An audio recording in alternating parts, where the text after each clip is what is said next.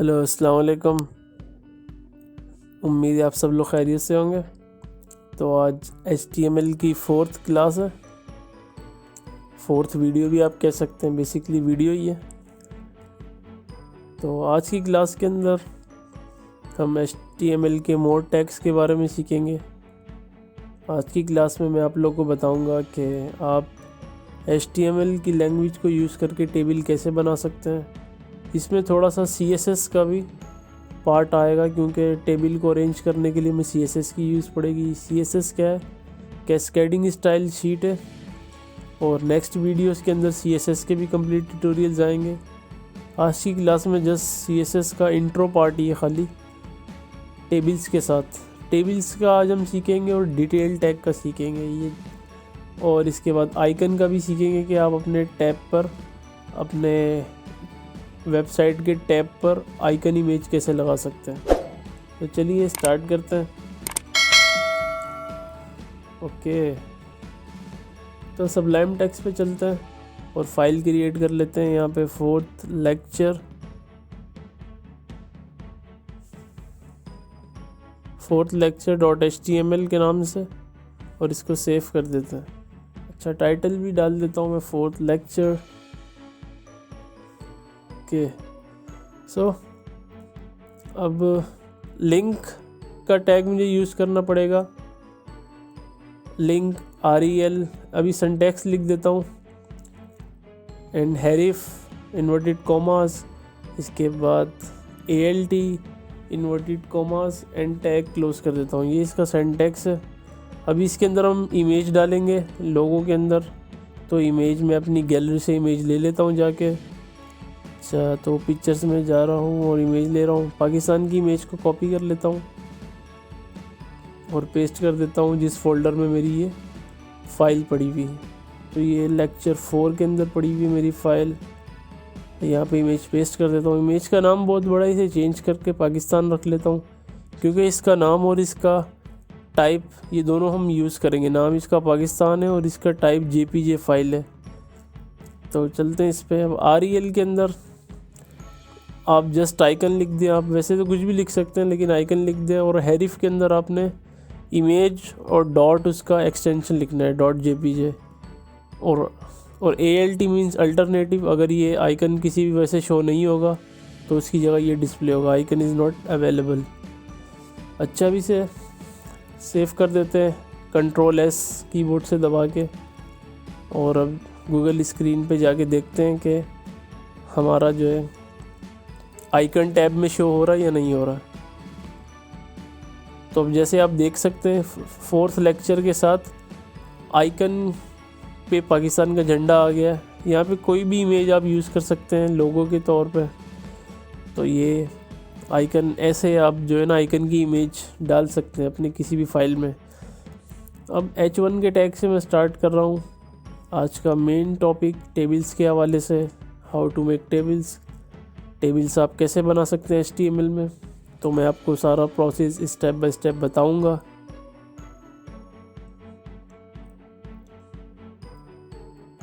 Okay, सो table का tag open करेंगे। इसके बाद TR का tag means table raw, TH tag means table head. अब टेबल के मैं 3 हेड रख रहा हूँ, नेम, प्लेस और डेजिग्नेशन।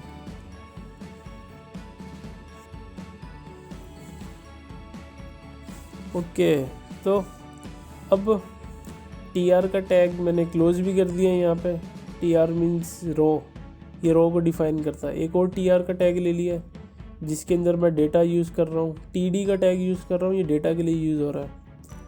और पहला TH का टैग में जो डेटा है वो दूसरे पहला TH का टैग जैसे नेम है, और यह पहला TD का टैग जो है उसमें अदनान अली है, तो नेम की जगह अदनान अली आएगा।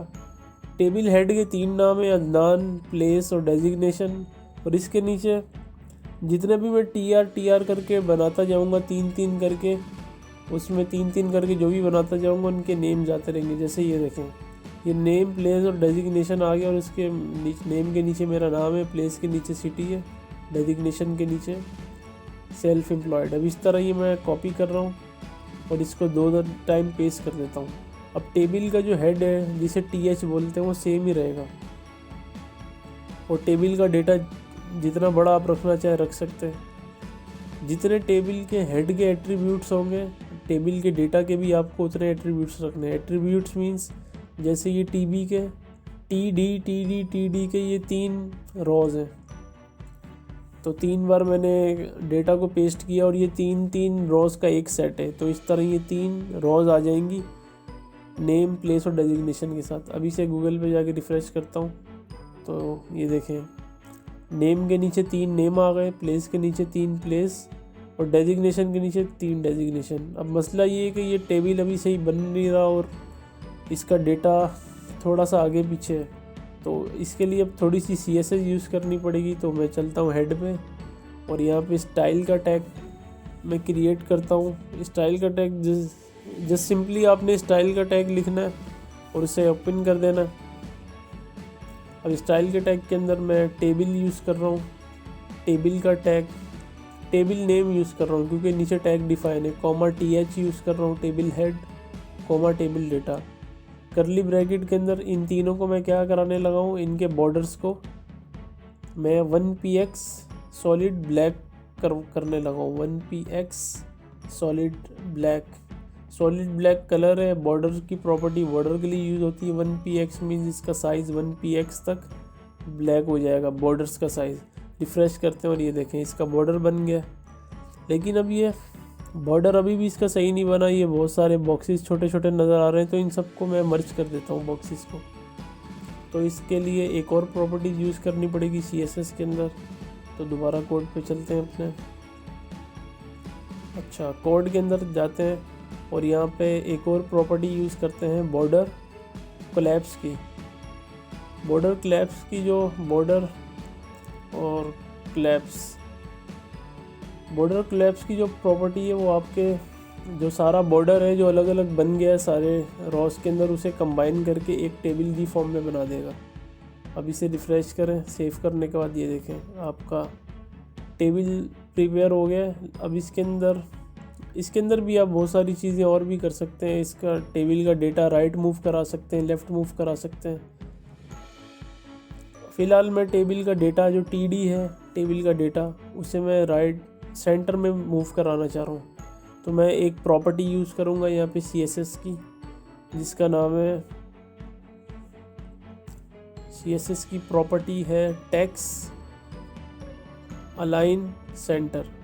इसे यूज़ करूँगा तो मेरा टेबल TD का जितना भी डेटा है वो सेंटर में आ जाएगा। देखिए टेबल TD के टैग में मैंने जितना भी नीचे डेटा लिखा था TD के टैग में वो सारा सेंटर में आ जाएगा। अब टेबल का साइज़ मैं इंक्रीज़ भी कर सकता हूँ, तो यहीं पे स्टाइल का टैग मैं किसी भी टैग के साथ जोड़ के यूज़ कर सकता हूँ ना। किसी भी HTML के टैग में मैं CSS लगा सकता हूँ। सिर्फ स्टाइल का टैग स्टाइल लिखने के साथ =, लिखने के साथ इन्वर्टेड कॉमास के अंदर मैं प्रॉपर्टी यूज़ करूँ। जैसे यहाँ मैंने विद लिखी 50%, अब स्क्रीन के साइज़ से ये 50% हो गई। मैं इसे 100% भी कर सकता हूँ, ये 100% हो गई। दोबारा मैं इसे 50% पे ले जाता हूँ क्योंकि मुझे 50% सही लग रही है अभी के हिसाब से। मतलब आप कुछ भी रख सकते हैं, ये आप पे डिपेंड करता है। ओके, तो ये तो टेबल्स का हो गया कि टेबल्स आप ऐसे बनाते हैं। अब एक HR के टैग का मैं आपको बताने लगा हूँ। HR का टैग जो है ना वो हॉरिजेंटल लाइन आपके कोड में या आपकी फ़ाइल में बनाने के लिए इस्तेमाल होता है। एक हॉरिजेंटल लाइन बनी हुई आ जाएगी HR का टैग अगर आप यूज़ करेंगे तो उसका भी बताता हूँ अभी आपको। तो सही है। अब HR का टैग मैं यूज़ करता हूँ। ये इसलिए लोग यूज़ करते हैं ताकि कोड जो उनका मिक्सअप ना हो और उन्हें पता चलता रहे, क्योंकि अभी आप लर्निंग फेस में हैं तो पता चलता रहे जी के टेबल का कोड ऊपर हुआ हुआ है और इसका कोड नीचे हुआ हुआ है। टेबल्स यहाँ पे H1 की हेडिंग दे देता हूँ और HR का टैग मैंने यूज़ कर लिया है। ये हॉरिजॉन्टल लाइन के लिए यूज़ होता है, या टेबल के नीचे भी HR का टैग मैंने यूज़ कर लिया। अभी से मैं रिफ़्रेश करता हूँ पेज को, तो ये देखें टेबल के नीचे लाइन बन गई, एक टेबल के ऊपर और नीचे दोनों एक हॉरिजॉन्टल लाइन बन गई। सही है। तो ये HR का टैग भी आपने सीख लिया। अब BR के टैग का आपको वैसे ही पता है, अगर स्पेस देना है तो स्पेस देने के लिए यूज़ होता है BR का टैग। सही। अब डिटेल टैग की तरफ चलते हैं कि डिटेल टैग कैसे वर्क करता है और कैसे हम डिटेल टैग बना सकते हैं HTML को यूज़ करते हुए। तो सही है। अब ओके, तो अभी तक कोड हमारा फाइन वर्किंग कर रहा है। इसे H2 साइज कर देता हूँ क्योंकि एक मेन हेडिंग ऊपर टेबल की डली हुई है, तो इसे H2 कर देता हूँ। H2 सही रहेगा साइज। ओके, तो इस तरह टेबल आपका तैयार है। ओके, टेबल H1 में एक हेडिंग दे देता हूँ डिटेल्स की, ताकि आपको पता चलता रहे। H1 हेडिंग जो सबसे बड़ी हेडिंग है, उससे कि नीचे टेबल और डिटेल टैग का वर्क हो रहा है, वर्क हुआ हुआ है। अब यहाँ पे मैं एक H2 हेडिंग ले लेता हूँ जिसमें मैं लिखता हूँ history of Pakistan. Detail tag just क्या करता है, जैसे एक छोटा सा एरो क्रिएट कर देता है। आप जब उस पर क्लिक करेंगे तो नीचे डेटा आपको नज़र आएगा, और एरो पे दोबारा क्लिक करेंगे डेटा दोबारा आपका हिडन हो जाएगा। तो एरो पे क्लिक करेंगे तो नीचे डेटा नज़र आएगा, एरो पे दोबारा क्लिक करेंगे डेटा हाइड हो जाएगा। तो बेसिकली ये डिटेल टैग है, ये समरी टैग के साथ यूज़ होता है। तो दोनों टैग का बताऊंगा आपको।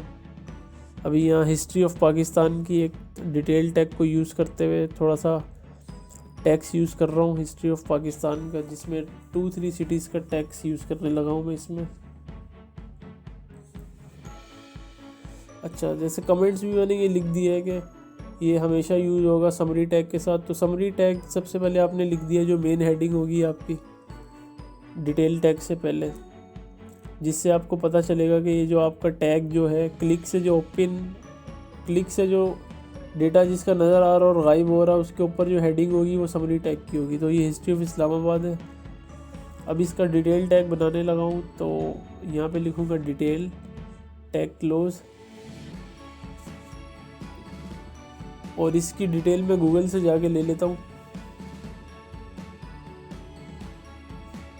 ओके, तो गूगल से मैंने डिटेल ले ली हिस्ट्री ऑफ इस्लामाबाद की। यहाँ से कॉपी करता हूँ और जाके पेस्ट कर देता हूँ इसमें।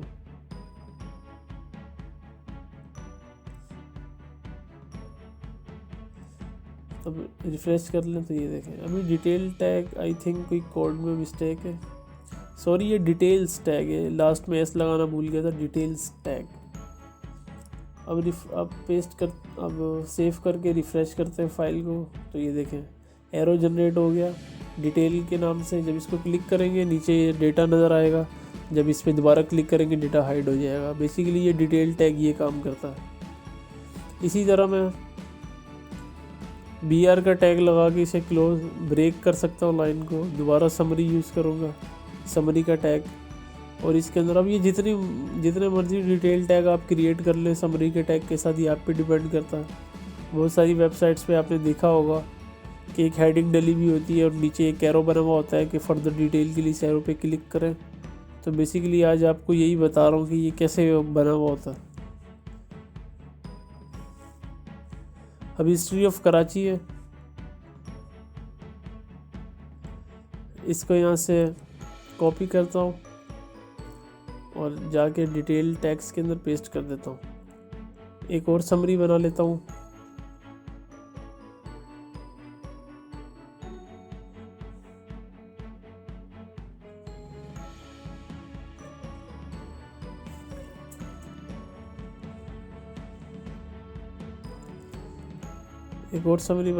हिस्ट्री ऑफ लाहौर के नाम से।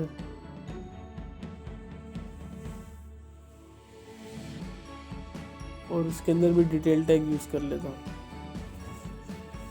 ये जितने मर्जी आप बना सकते हैं, ये आप पे डिपेंड करता है। ये जस्ट आपको बता रहा हूँ कि काम कि किस तरह परफॉर्म किया जाता है, कोड को कैसे यूज़ किया जाता है, डेटा को उसमें कैसे डाला जाता है। तो इस सारी चीज़ों को इलस्ट्रेट आपके सामने कर रहा हूँ। तो यहाँ से हिस्ट्री ऑफ लाहौर का डेटा कॉपी कर लेता हूँ, सबलाइम टेक्स्ट में जाके पेस्ट कर देता हूँ। ओके, मैंने पेस्ट कर दिया डेटा सबलाइम टेक्स्ट के अंदर। फाइल को सेव करके रिफ़्रेश कर देता हूँ। ये सबलाइम में फ़ाइल को आपने सेव करना लाजमी है कोड के अंदर। अगर दूसरा सॉफ्टवेयर यूज़ करेंगे तो उसमें नहीं होगा, वो भी कर सकते हैं, लेकिन ये बिगिनर्स के लिए ज़रा इजी सॉफ्टवेयर है सबलाइम, तो इसलिए मैं ये प्रेफर करूँगा बिगिनर्स के लिए। अब यहाँ पे BR का टैग भी यूज़ कर सकते हैं लाइन को ब्रेक करने के लिए। मैंने यूज़ किया ताकि थोड़ा वर्क हमारा पेज जो हमने पेज बनाया है HTML का वो थोड़ा अच्छा नज़र आए। तो ये इस तरह भी रिफ़्रेश करता हूँ और ये देखें सारी चीज़ें सही परफॉर्म कर रही है। तो आज के लिए इतना ही। आई होप कि आज का लेक्चर आपके लिए बेनिफिशियल होगा और फ्यूचर में इस तरह की और भी वीडियोज़ आने वाली हैं। Thank you very much.